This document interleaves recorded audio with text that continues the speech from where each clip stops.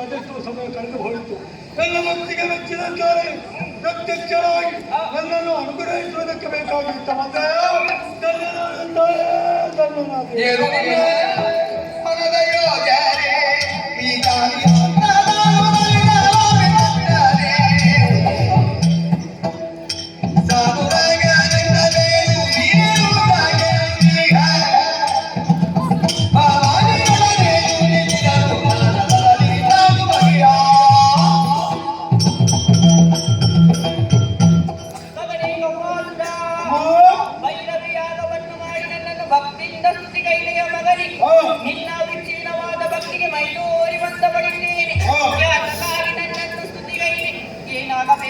ಭಕ್ತಿಯಿಂದ ಕೇಳಿಕೋ ಮಗನೇ.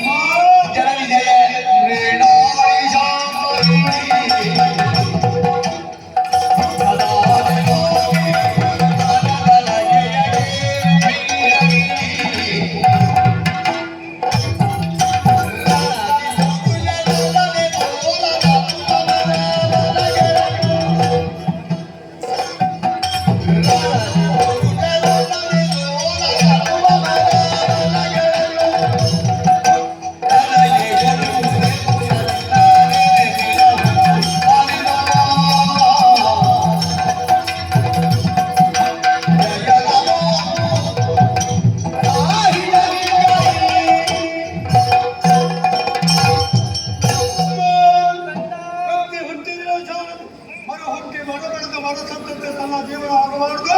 ಸಾಧನೆ ಮೂಲಕ ಸಾಧಿಸಿ ಉತ್ತುಂಗ ಶಿಖರವನ್ನು ಏರಬೇಕು ಅನ್ನುತ್ತೆ ಒಂದೊಂದಿಗೆ ತನ್ನ ಜೀವನದಲ್ಲಿ ಅದೆಷ್ಟೋ ಆಕಾಂಕ್ಷೆಗಳನ್ನು ಎನಿಸಿಕೊಂಡವರು ತಮ್ಮ ಹತ್ತಿರ. ಆದ್ದರಿಂದಲೇ ಭೈರವಿಯಾಗುವುದು ಕೈಗೊಂಡು ಸಾಕಾಗುವುದಿಲ್ಲ. ಬೇಕು ಬೇಕಾದಂತ ವರವನ್ನು ಪಡೆಯುವ ಮುಖೇನ ತೋರಿಸುವಂತ ಉದ್ದೇಶದಿಂದ ನಾನು ತ್ಯಾಗಿಸಿದೆ.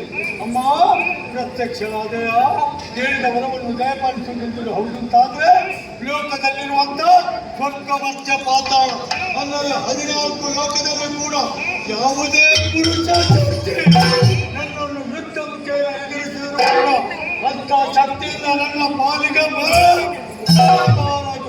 ಅನುಗ್ರಹಿಸಲ್ಲ.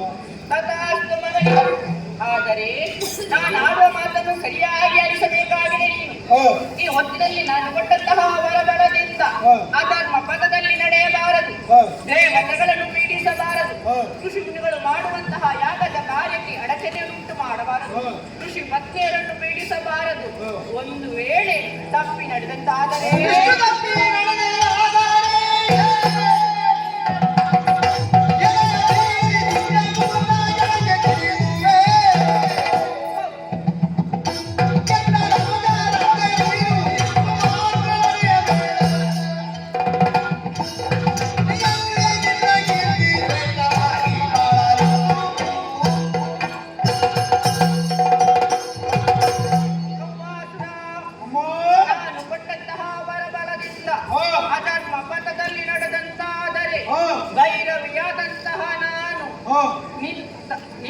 ನಿನ್ನ ವರ್ಣಕ್ಕೆ ನಾನೇ ಕಾರಣವಾಗುತ್ತೇನೆ.